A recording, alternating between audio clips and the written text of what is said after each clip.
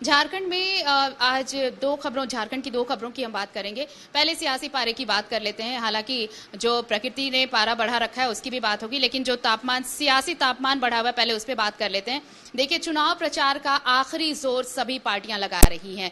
सभी राजनीतिक दल एक दूसरे से आगे निकलने की होड़ में लगे हुए हैं, क्योंकि ये अब आखिरी दाव खेलने की तैयारी चल रही है। बस कल भर का दिन और है जब ये प्रचार प्रसार चलेगा। और इसी कड़ी में आज देखिए, मधुपुर में कल्पना सोरेन ने चुनावी सभा की, और उनकी चुनावी सभा जब भी हो रही है, जहां हो रही है, एक चीज बड़ी खास रही है कि भीड़ बहुत ज्यादा देखने को मिल रही है। जो जेएमएम कार्यकर्ता हैं, या फिर सीधे तौर पर हम कहें कि इंडिया गठबंधन के जो कार्यकर्ता हैं, वो काफी उत्साहित नजर आ रहे हैं। यूं भी स्टार प्रचारक कही जा रही हैं कल्पना सोरेन, लेकिन ये भीड़ कुछ अलग ही बात बयां कर रही है। आज भी बहुत कुछ उन्होंने कहा, और सीधे तौर पर उन्होंने कहा कि बीजेपी सिर्फ और सिर्फ झूठ और छलावा ही जनता के बीच ले जा रही है। सहयोगी रुचि है हमारे पास, हम उनके साथ चलते हैं। रुचि, देखिए, मधुपुर में जो सभा हुई कल्पना सोरेन की, एक बार फिर अलग तेवर में नजर आई है कल्पना सोरेन। अब आखिरी दाव है, सभी अपना दम लगा रहे हैं। हाँ, बिल्कुल। देखिए, आरती, सही कहा आपने। संथाल की जो राजनीति है, यानी कि संथाल का संग्राम अब जो है पूरे झारखंड के राजनेता जो हैं, यानी कि नेता, वो शिफ्ट हो गए हैं संथाल के क्षेत्र में। गोड्डा की अगर बात की जाए, यानी कि गोड्डा पोड़ैयाहाट के जो विधायक हैं, यानी गोड्डा लोकसभा संसदीय क्षेत्र से जो प्रत्याशी हैं, वो अब यानी कि उनके पक्ष में आज कल्पना सोरेन चुनाव प्रचार प्रसार कर रही थी। हालांकि इससे पहले प्रियंका गांधी कर चुकी हैं, कल राहुल गांधी आएंगे। तो ऐसे में देखिए, गोड्डा हो, राजमहल हो या दुमका हो, ये तीन सीटें जो हैं वो दाव पर लगी हैं। सभी प्रत्याशियों की साख बचाने का सवाल है।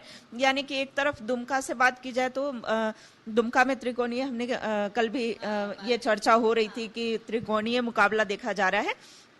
तो ऐसे में कह सकते हैं कि एक तरफ कल्पना सोरेन पूरा जोर लगाई हैं, 2 दिन पहले से ही वो वही कैंप कर रही हैं और बैक टू बैक कई जनसभा को संबोधित कर रही हैं। देखिए, इससे पहले अगर राजमहल की बात की जाए तो राजमहल उनका गढ़ रहा है, जेएमएम का गढ़ रहा है। इससे पहले भी जो सांसद रहे हैं विजय हांसदा, उनकी सीट रही है, और इस बार भी पूरी उम्मीद है कि ये जो सीट है इस बार महागठबंधन के पाले में आएगी, यानी कि इंडिया के पाले में आएगी।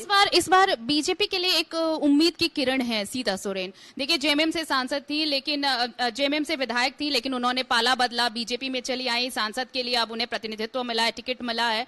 लेकिन अब जब सीता सोरेन आई हैं, तो एक उम्मीद बीजेपी को जरूर जगी होगी रुचि, कि इस बार शायद संथाल में वो सेंध लगा सके अच्छे विकल्प के तौर पे। बिल्कुल बिल्कुल। देखिए आरती, सही कहा आपने। संथाल में कैसे सेंधमारी हो सके, इसके लिए प्रधानमंत्री नरेंद्र मोदी से लेकर के अमित शाह तक की बात की जाए, जेपी नड्डा की बात की जाए, कई बड़े नेता, कई बड़े चेहरे जो है वो संथाल में देखे जा रहे हैं। और कल चुनाव प्रचार प्रसार थम जाएगा, लेकिन इससे पहले पूरी ताकत जो है वो झोंक दी गई है। कैसे झारखंड की वो जो 3 सीटें हैं, संथाल की 3 सीटें एनडीए के पाले में आ सके। दूसरी ओर इंडी गठबंधन है, यानी कि इंडी गठबंधन वो 3 सीटें कैसे सके, इसके लिए एक बड़ी चुनौती जो है वो देखी जा रही है।